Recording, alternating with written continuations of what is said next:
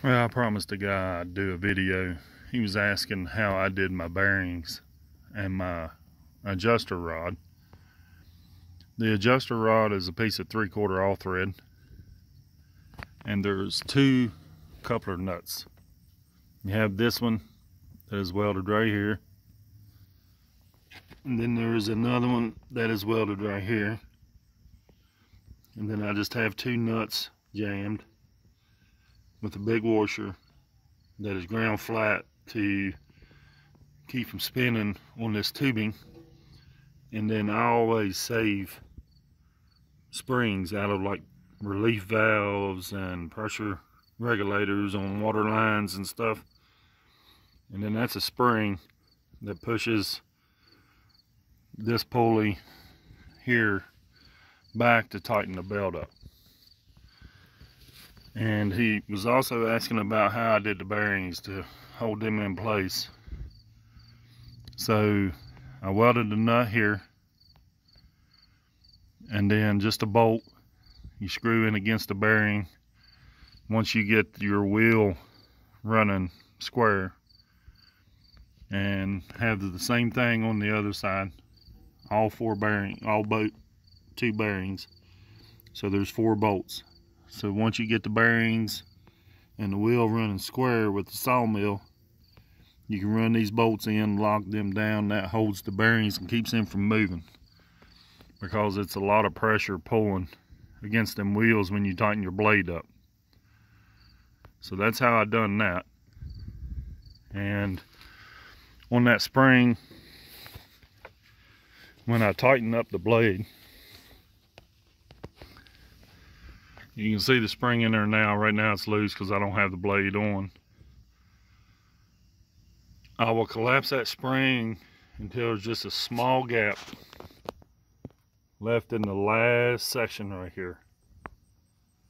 And the reason why I do that is in case you get like a piece of wood or something that goes through onto that wheel, this will let it give a little bit and take up that much extra space for that piece of wood to go around that wheel and come back out without breaking your blade.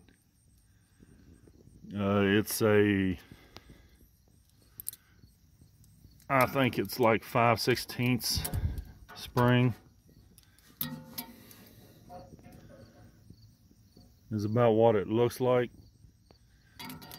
It's like 1.5 inches in diameter. So it's 5/16 round steel spring, 1.5 inches in diameter, and about 2 1/4, 2.5 inches long. And depends on what size spring. I collect a bunch of springs. I never throw any springs away because you just never know what they can be used for. So try to salvage all your springs that you can. And also, underneath this bearing, you can actually see some brass shim stock. That's about 5 to 6 thousandths. And that's just to lean the top of the wheel out and the bottom in.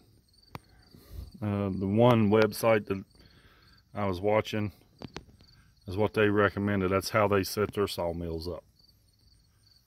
So I hope this video answers your questions. The person was from Australia, which was really cool. I told him a couple weeks ago I would do a video, and I've just been so busy that I never got around to it with storms every evening. So I apologize for not doing it sooner, but here it is. I'll get it uploaded so that you can take a look at how I do things. Hope that helped you, and thanks for watching.